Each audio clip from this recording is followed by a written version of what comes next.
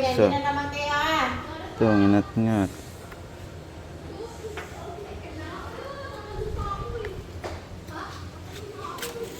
Ito ang inat-ngat. Inat-ngat. Bakit palitan yung wire? Wire tsaka ito papalitan na rin,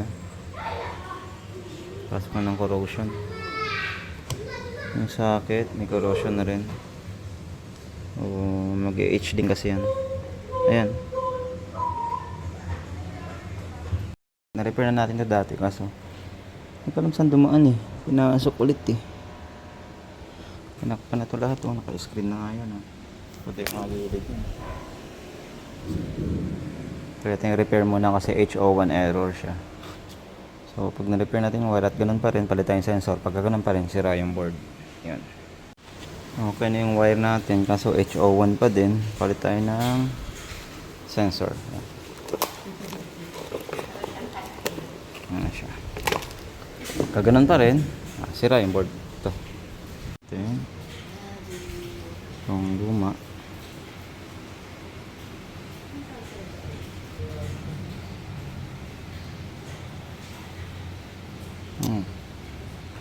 Hopefully ito lang kasi iba yung reading sobrang taas. Ito yung bago 10 point something lang. So kalit natin start HO1 agad.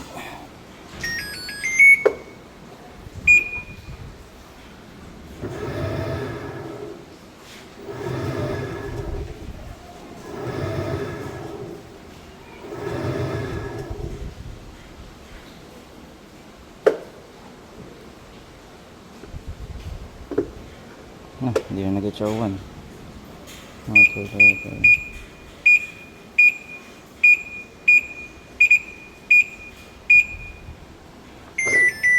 So, sira sensor.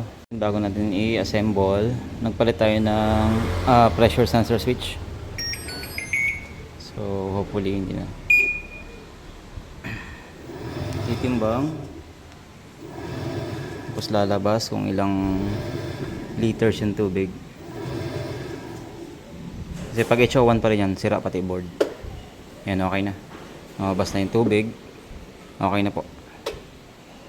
Assemble ko na para matesting. So yun. Naklas na rin natin kasi matigas na misalign. So yan. Nasa alignment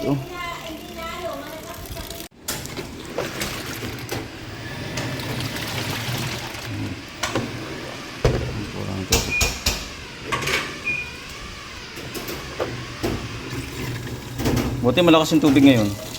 Ilan na yung labay ni Ate John na naglalaba na. Okay na to, observe na lang.